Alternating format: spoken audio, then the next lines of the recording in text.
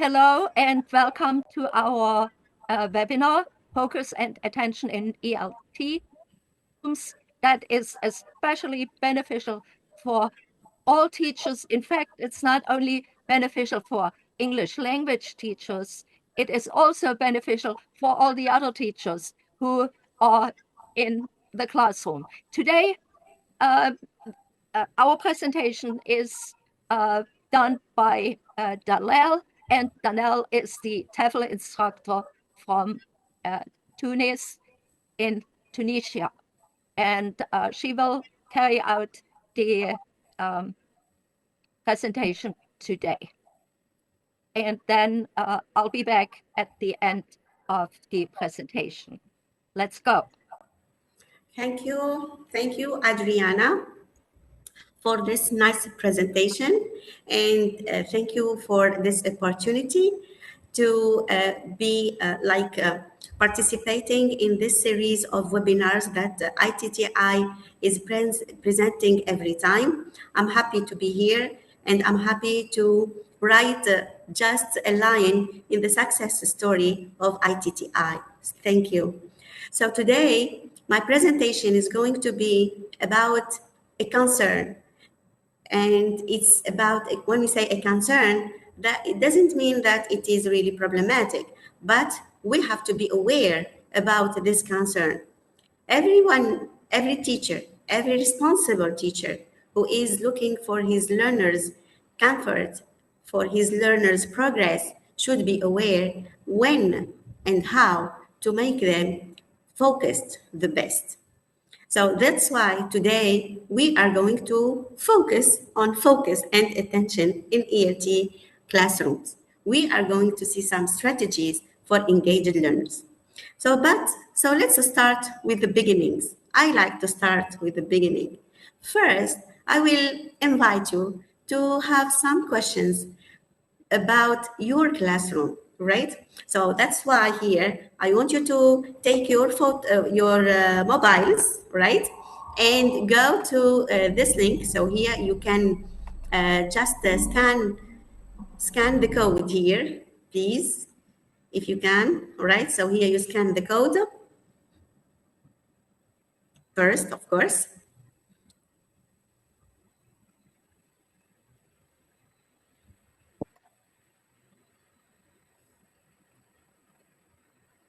Or you can go to the code, right? So if you can't, right? So here, if you can't scan the code, so you can just go to menti.com, okay? Menti.com, and you insert the code 45, 47, 47, 78. So 45, 47, 47, 75.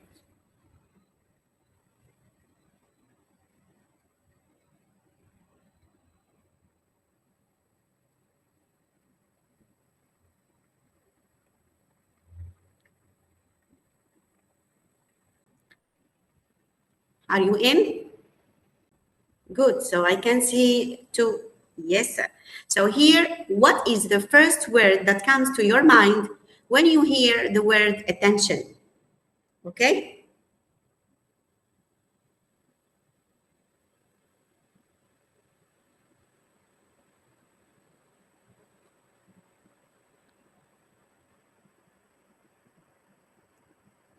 Maybe focus. So here, what is the first word that comes to your mind when you hear the word attention? Attention span, maybe span. So you write in, so here you scan the code, or you go to menti.com and you write, yes. Right? So here you use this code. You will have where you can write your words. Okay.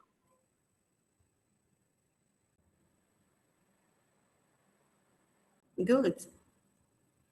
Very good. So here I can see many good things here. So here, thinking, concentration, ability, conscious, presence, care, very good, motivation, focus. Excellent. So here I can see many good things here. Okay. So here And these words, that's true that they are connected to the word attention. Even anyone would think of these words when he thinks of attention. Now, so here I move to the second question now.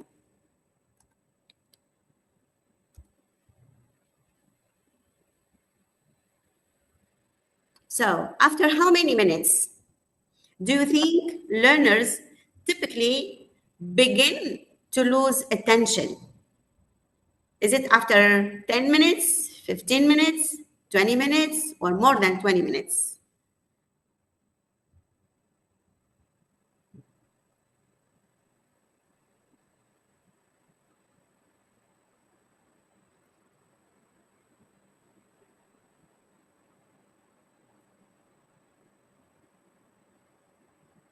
Good.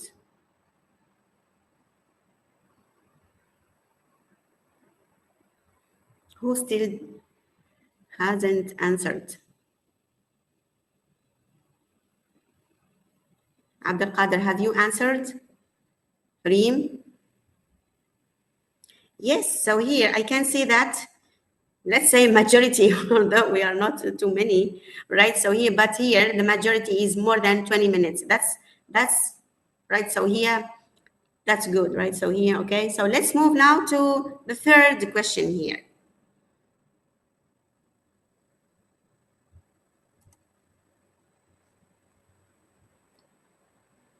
Which is about you now. Connection.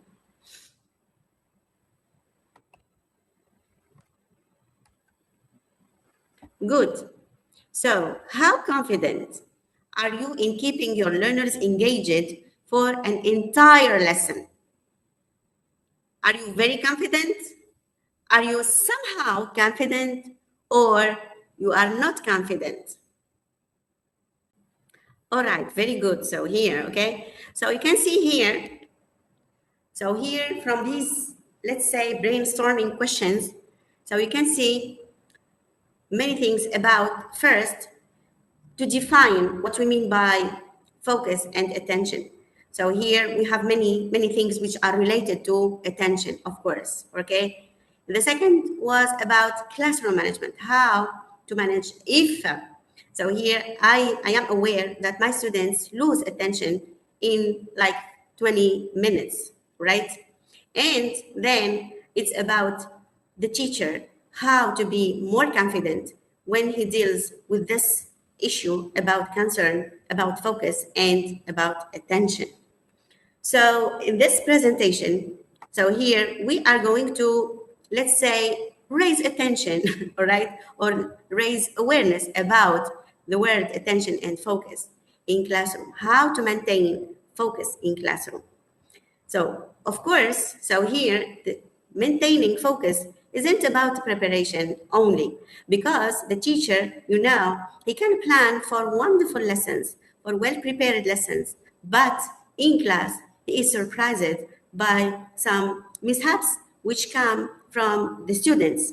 So you can't imagine how much all the class at that time can miss if only one student who is losing attention and who is like affecting the whole class. For this reason, we are going to talk about many points about this concern. So first, we are going to see the difference between focus and, let's say, attention. What is the difference between focus and attention? Then we will see why attention is crucial in ELT. What are the challenges in keeping or maintaining the focus in language learning? And if we understand scientifically the brain, how it works to keep or to maintain focus or to maintain attention, so here, what will be the, let's say, the impact of being aware of this point scientifically. And of course, we will go through practical things and to see some strategies which help to capture attention and, of course, attention and in ELT classrooms with, of course, giving these strategies, and then we will see these strategies applied to two case studies, one for elementary and one for intermediate. Okay? So here, if I ask you now about these two concepts here, these two words, or let's say terms, right? So here, focus versus attention. What is the difference between focus and attention? Here, Reem, do you know what is the difference between focus and attention?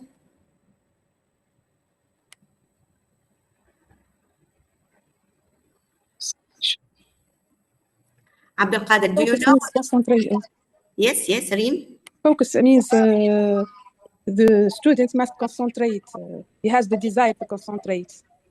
Concentration. Yes. Yes. But attention, he must be more careful about information. Yes. What do you think, Abdelkader here? Can you give your opinion about this point?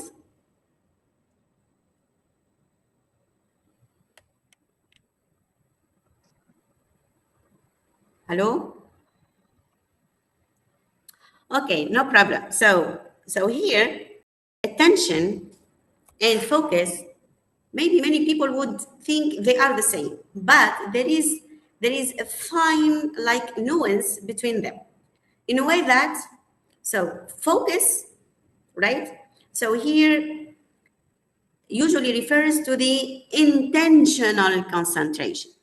So here, if I focus on something, that's because I intend, so here I decide to concentrate, right? So here on specific, narrow stimulus or task. So here it's deliberate and effortful. So I make an effort to, right? Okay, so here to focus on something, right? So here it comes from me here, from the inside. It's intentional, right?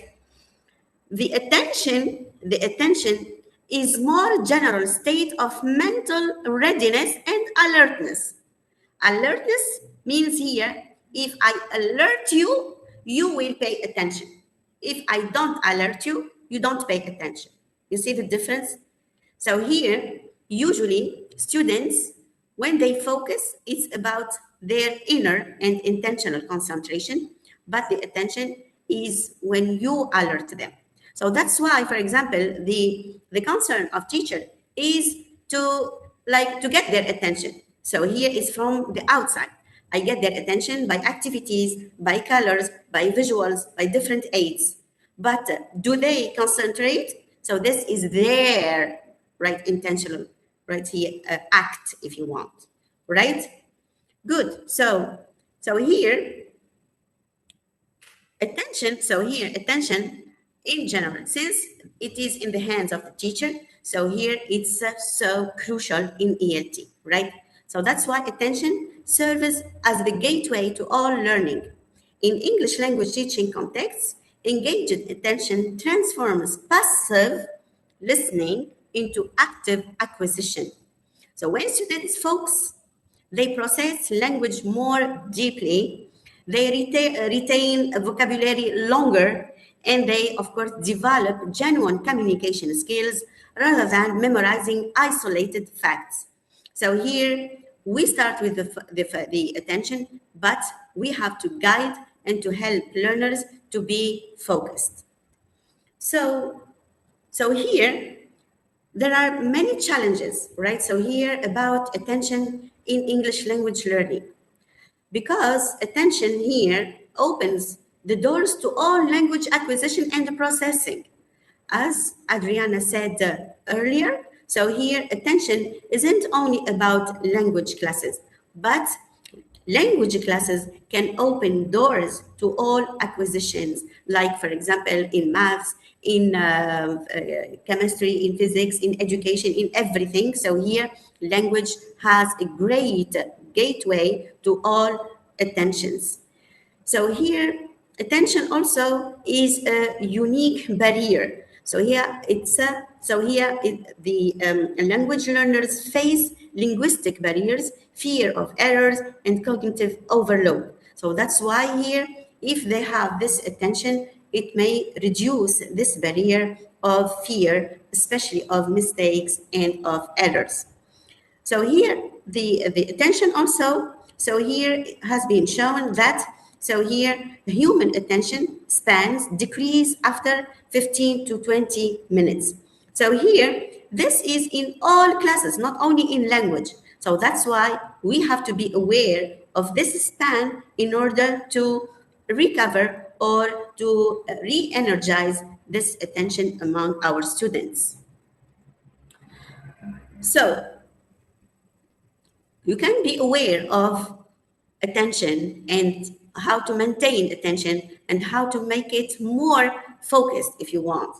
But if you don't know how the brain works, so here that would be like here, like an amateur. So here, for example, you are doing things as you feel them, but not as you learn and as you know them in facts. So that's why the neuroscience, so here had many insights regarding focus and attention of the learners in class.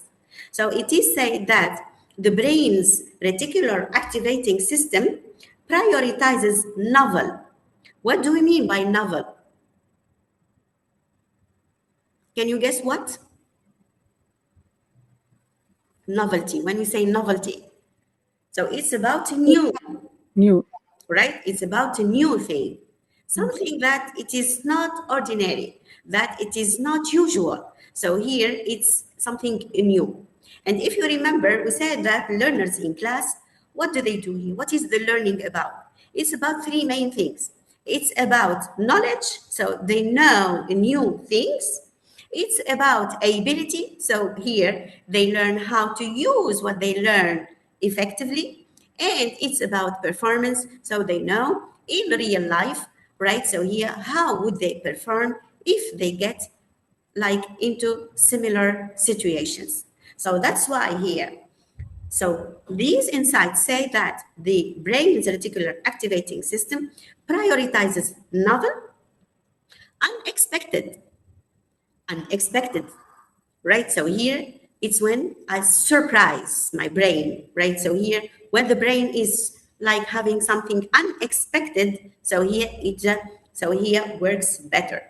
And of course, potentially threatening stimulus. So here it's about, so here these things which, so they capture the focus and attention of the learner, of the brain's learner. So here it's about surprise, variety, of course, okay? And more importantly, so here attention is a developing skill. So we can say that attention, it is like learned in just one day or 1 year even, or in one class or in one level. No. So here it is constructed through, so here time. So the child, when he is child, his focus isn't like when he is like teenager, isn't like when he is adult. So here it's developing, right? Not a fixed capacity. With the proper scaffolding and engaging strategies, learners can build, because here it's to be built, their focus and their, of course, attention. Good.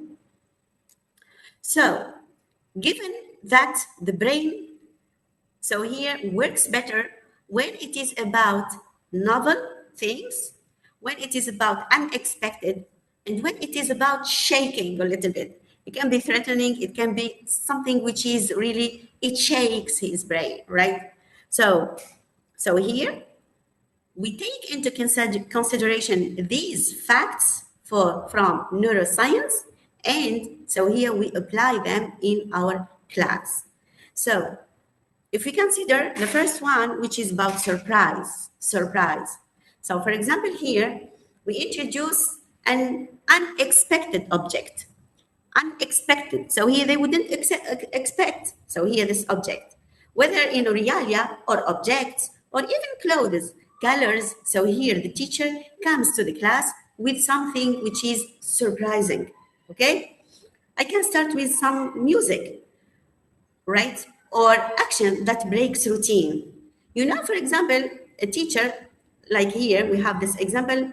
So here, who had his class was about the past tense.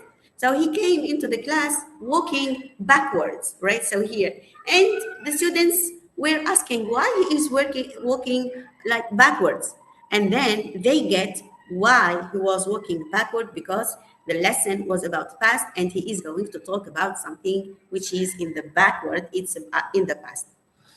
So this is the first strategy. The second, so here we said that, so here we give facts, strange facts.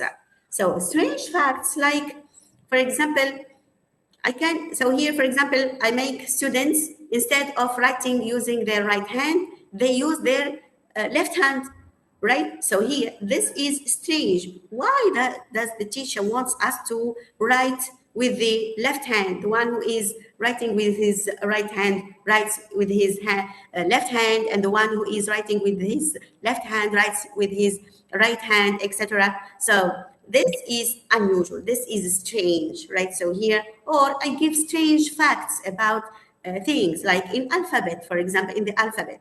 So here we have alphabets, like, for example, there is a letter which is an organ. What is it? So here it's I, but here I, yes, it is I, which we have in our face, right? But it's here in the alphabet, so here is the letter I, okay? So then we have the third strategy, which is provocative questions, right? So here I ask provocative questions, not only yes, no question. So I make these questions when I have like activities, like even true or false, even if I have just gut feeling, or just putting words in the right form, or verbs in the right tense. So I can make the worksheet right here incentive for a discussion. So I can open-ended questions, which makes them spark curiosity and reflection. So if you could speak to anyone in the world, for example, who would you choose, right? Not me, of course. Okay, so this is about the strategies. Remember that, so here they are lying in three, right, main practical ideas: surprise, novelty, and of course, so here, facts and strange, right? So the question now, okay, so here I can be aware about all these strategies, or about my students, etc. So now, what is the practical solution? How can I maintain this attention?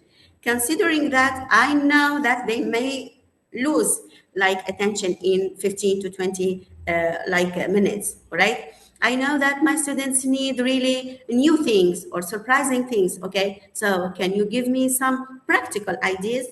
Of course, okay? So here, number one, it's about short lecturettes, right? So here, if I know that my students lose concentration, if you want, or attention in 15 to 20 minutes. So of course, here I would divide my lesson into 15 to 20 minutes, right? So here with interactive breaks. I can make breaks just to laugh, just to stand up, just to change, just to tell jokes to each other, etc. So here, all right, so here, and then when they come back, they come like energized again, right? So here, and to get into or through the lesson. Number two, it's to make constant interactivity. Like, for example, I embed the questions, quick polls, pair discussion, role plays, etc. So here, you see here, for example, I use a Mentimeter here to make these polls, these questions. Okay, so after each part, okay, so here, what do you like, what you don't like, what do you prefer? Do you like to choose? Do you like to omit this one, etc.? So here, I can engage them again. The third here idea is to insert what we call here movement activities, or in our classes we know them as total physical response.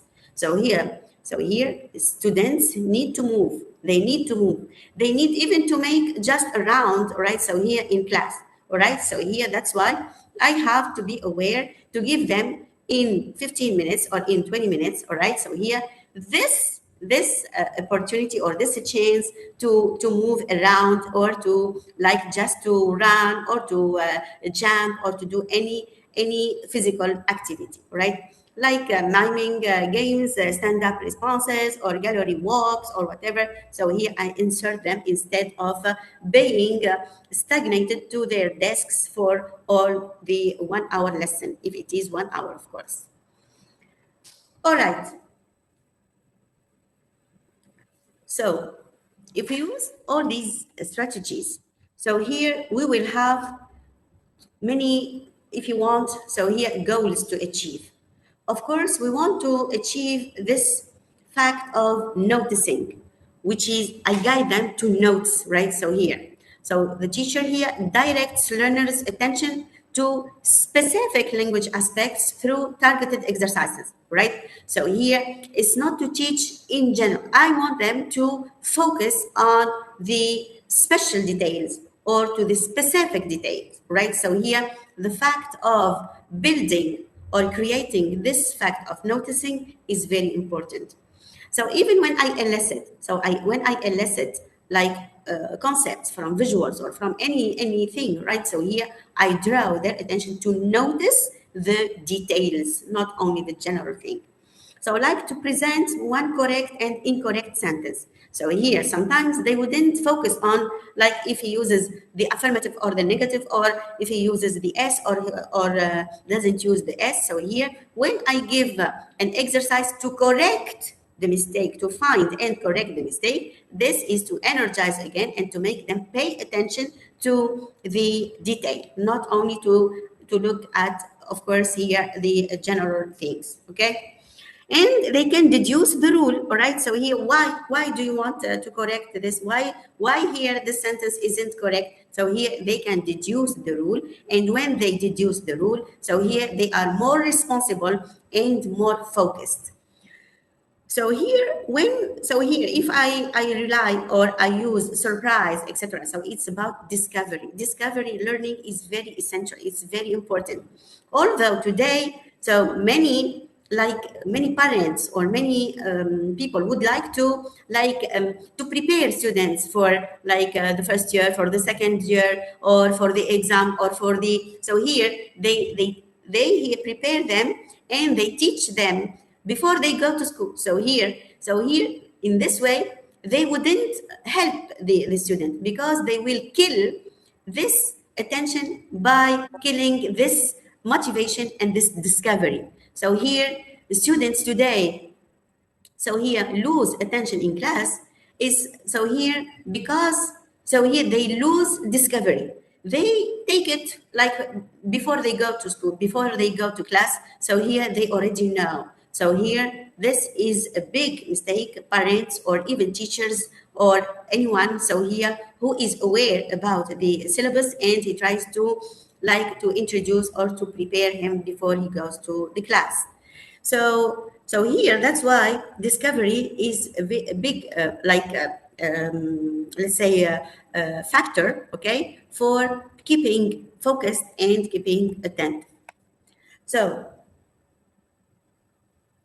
as you can see here, of course, today's students, they are not like even 2 years ago students, you see. So here, students today, they are more keen on technology. So they focus more on technology. So here, if they get, so here we said that they lose concentration in 15 to 20 minutes in the class, but look, when they take their mobiles or their laptop or their iPad or whatever, so they stay hours. Why? Because they are focused. So here we have to, let's say, make them, so here use the same attention, the same passion for these gadgets, but here in learning. So that's why if we use visual supports, so here that would be very effective in maintaining focus. So I can use images. So you know that images today, it's not like what we used to do before, because today, so here through ChatGPT or through AI, so I can take like the faces of my students and make my visuals be by the faces of my students. right? So he would see in this picture, oh, I see myself. Oh, this is John. This is Sana. This is Reem. This is Wu. So here they are focused. So here today, the teacher has to use these tools, right? Okay. So here to help students focus better on learning rather than on just having fun and sometimes being passive. So here I use what we call interactive technology. Today, many schools are using the smart board. So with the smart board, I can make lessons more interactive. I can use Kahoot, I can use quizzes, I can use word wall, I can use whiteboard, I can use, so here, different things. And they can adapt it according to their needs. If they have a vision impairment, so here they can enlarge the text, they can change the color of the text, they can change the size, they can change. So here they can do whatever they like, right? So here, in order, of course, to keep focused. So this is about technology, okay? So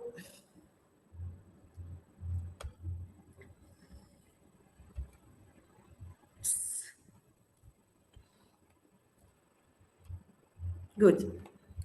So here we said that, so these strategies with the help of technology, so here can be like very helpful to maintain attention and focus. But to be honest, all these tools, all these strategies without a supportive environment wouldn't be effective. Why here? Because today students are of different like personalities, different abilities, different skills, different perceptions, attitudes towards each other. So maybe if you put them in class in like in a group work, they wouldn't accept the noise, for example. Maybe if we put music, they wouldn't like the music that you put. You see? So here we have to manage also the environment of my class. So here, the noise, I have to manage the noise and distractions to support concentration. If the music wouldn't support, so I don't use it. But I can use other alternatives. So here, but I usually create these expectations of or for when the classroom should be quiet and when it should be productive and between quotation, like effectively noisy, right? So without also constructive feedback. So usually the teacher is there to motivate, to praise, to encourage, to give this constructive feedback. So that's how we encourage speaking without fear of mistakes, without fear of being misunderstood. Because here we have to build this environment in class, not to like bully each other or not to be to laugh at each other, etc. So we have to make this environment, this peaceful environment, this supportive environment and friendly environment, right, to maintain focus and of course attention. So listening gym here. So we have to listen to each other. The teacher has to be a good listener and he has to build this faculty among students. We have to listen to each other in order to focus and to understand each other. So here it's not just to when we listen effectively, so here we are more focused, and when we are more focused, so here we are more learning. Good. By supporting or creating this supportive environment, students have to know that when they come to class, it's to share and to listen to each other. It's not a battle. So here we have to make this instructional, right? So here they have to know it, they have to learn it the way they learn the language. So this is about ability, this is about performance, this is about this environment, which, so here we said that the classroom is a micro society, right? So here in the school, right? And of course, we have to transform this space, the classroom, into vibrant, effective, and of course, energetic environment. So here we are going to put these strategies into practice, and we will see how to use these strategies, right, to maintain, if you want, so the attention like among learners. Remember that, so for elementary level, so here attention or focus isn't the same way as, or it's not the same as for learners of intermediate. Usually intermediate learners, if we are considering schools, they would be at the age of like 15, 14, 13 years, right? So here they are teenagers. The focus of teenagers isn't the same as the focus of elementary, like in grade like 1, 2, or 3, right? Students who are between 6 to 9 or to 10 years, okay? So challenges and strategies for elementary level learners, right? So here is that they would have short attention span. يعني هما students, for example, are incorporate frequent movement. So here breaks and short and varied activities to maintain here their focus, right? Because they get very quickly like bored and they want to change, right? So here, the students in primary or in elementary schools, they have this need for novelty. So I have to utilize game-based learning, total physical response, and of course technology by using these visuals or these interactive like games and quizzes, puzzles, or whatever. And of course here in primary they need, so here and even in your classes you would notice that at this age students need concrete thinking, concrete. So here they can't understand concepts or abstract concepts. Even if you that's why, for example, we don't explain rules to young learners. They have to use them, but if you tell them that this is present continuous or this is a simple past, they wouldn't understand. Even in their native or mother tongue, they wouldn't make it, right? Because these are concepts which are not concrete. So here I have to concretize the language and make it tangible by using objects, realia, or even gestures, things which are personalized to them. So the challenges for intermediate learners, and we said that mostly they are teenagers. So here they have this like a challenge of increased cognitive load, and they have very much knowledge. They have very much, right, cognitive like classes or lessons. So here we have to scaffold, right? And we have to facilitate these tasks and break them into manageable steps, okay? To sequence or to chunk the information or to chunk the task into different steps. Then the second challenge is about motivation. So mostly students at this age, by nature, right? So here it's by nature. By nature, they are potentially demotivated. They don't like anything. They don't like discussion. They don't like to move. They don't like to change. They don't like anything. So here they are really demotivated naturally, right? So here we have maybe to use projects, the project-based learning, because here it is more interactive, it is more teamwork, more creative, more critical thinking. So here it helps the students to be more active than having just worksheets or just quizzes to do or activities to do in class. So these students also have abstract concepts in maths, in science, in physics, in chemistry. So here they have very much, right? So here abstract concept. So here we have to introduce the meta-cognitive strategies and peer teaching for deeper understanding. And of course, again and again, this can be like achieved through the project-based learning when students work together, right? So here, that is the point. So to put this into practice, here I will put in the chat room here, okay? A case study. Let's start with the elementary, okay? So here we start with the elementary.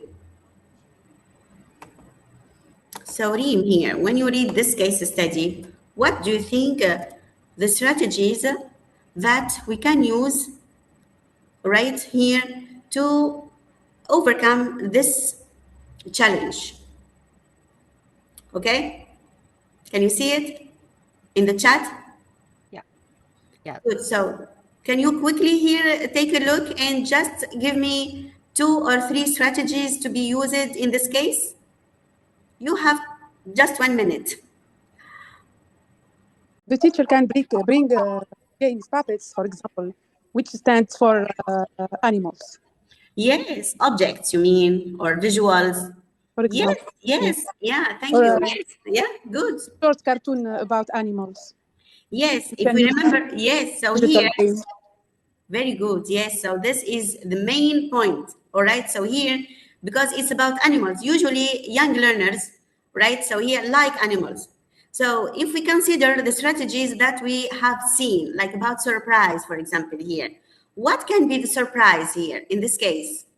What can be the surprise? Miming game about animal sound. Yes, so here can be, yes, miming game. So here the sound, very good. So here I can make a puppet, or I can make an object, or I can make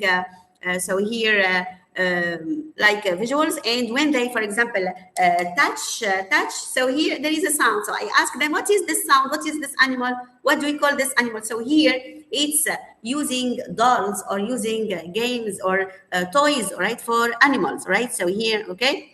So in this case, Reem, so students, right? So here would have different, like if you say challenges. So we said first, okay, so here we should create this intervention plan for this case, because they get bored. And although the subject itself is motivational for them, because they like animals, right? But the time they are coming after lunch, so here this is a little bit challenging, right? So here first I have to integrate the total physical response. I integrate, for example, activities like to channel physical energy into learning. So this technique, developed by James Asher, links to language acquisition to physical action. So here you said miming to create the sound, right? So this is very important. So here, when they, for example, they touch a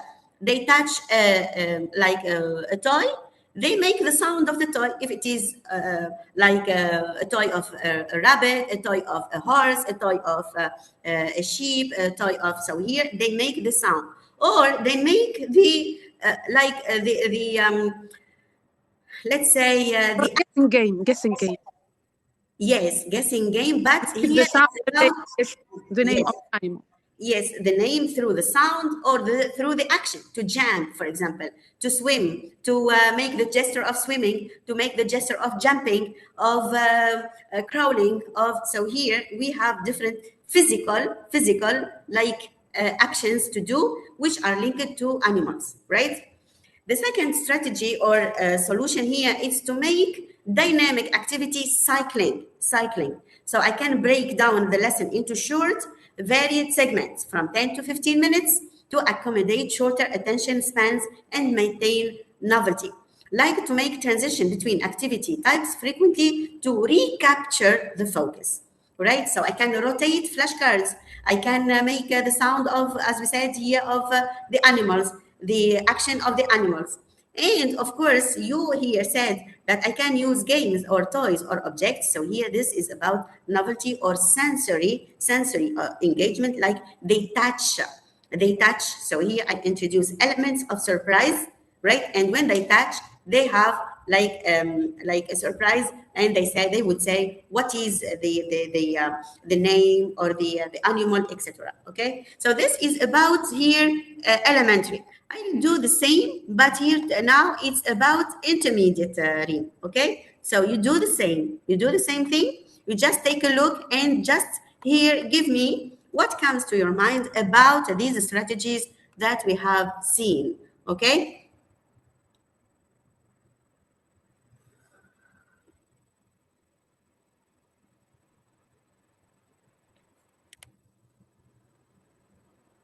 referring to the middle school intermediate students, I have very good experiences with station learning.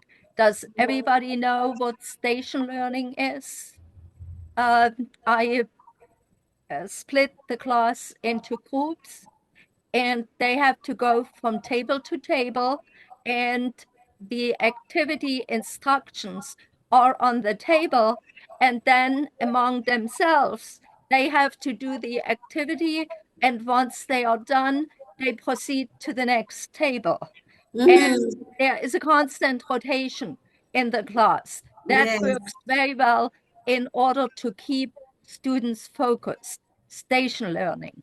Yes, yes. So here, yes. So this is very helpful, and so here it keeps them energized and focused, right, physically and mentally.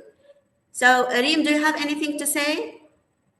I think we should do group activities. Yes, group activities, Work, and group so work. here, yes, group activities, and to, as Adriana says, to rotate to here. So when we finish one part, you go to the second part, not in the same place, but so here in the next or in the other place. Yes, yes. So here, okay. So for the elementary, if you remember, for the elementary, like for the intermediate class, of course, okay. So it's a little bit different.